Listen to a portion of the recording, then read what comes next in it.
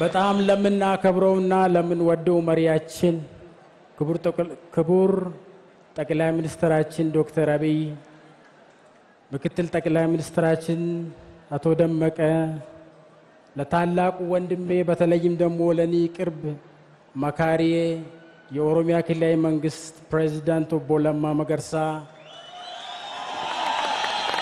የተከበራችሁ የክልል ፕሬዝዳንቶች፣ የተከበራችሁ ሚኒስትሮች፣ የሃይማኖት አባቶች፣ ከተለያዩ የሀገራችን ክፍሎች ወደ ዋና ከተማችን እንኳን ደህና መጣችሁ።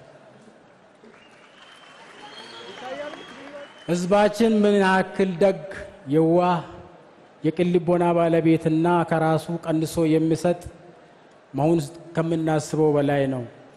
ለምሳሌ እንደ ከተማ አዲሱን ዓመት ስንቀበል በበጎ ስራዎች አርቲስቶችን፣ አትሌቶችንና ባለሀብቶችን አስተባብረን ከአንድ የኢትዮጵያዊ ግለሰብ እስከ ጠቅላይ ሚኒስትራችን የደሃ ቤቶችን በማደስና የፈረሱ ጎጆችን በመጠገን ኢትዮጵያውያን ወንድሞቻችንና እህቶቻችን ስናስተባብር አዲሱን ዓመት በተስፋ እየተቀበልን እንገኛለን።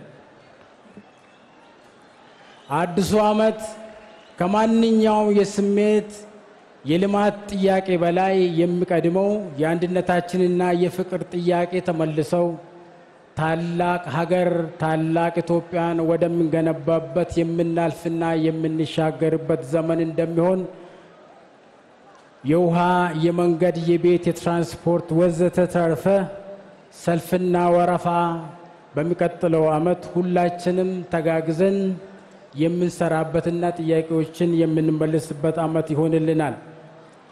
በዚህ በአዲስ ዓመት አንድ ጥያቄ ጠይቃቸዋለሁ። የአዲስ አበባ ከንቲባ ማን ነው? አመሰግናለሁ ሁላችሁ ስለሆናችሁ።